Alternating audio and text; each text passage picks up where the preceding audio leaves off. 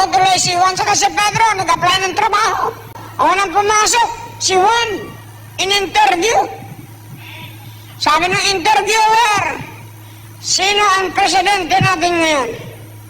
Sabi niya, Rodrigo Roa Duterte. Tama.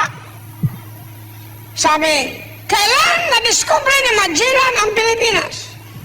March 15, 1521. Kailan? Tapos sabi ng interviewer, last question. Alam mo ba na may gamot na ngayon sa cancer? Sabi ni Juan, dati pa po. Alam niya na. Okay, lumabas ka. Papasukin mo yung sunod.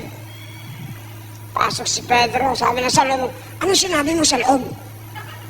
Basta't ang sagot mo, Rodrigo Duterte, March 15, 1521, tsaka dati pa po. Basta't ang yung sagot mo.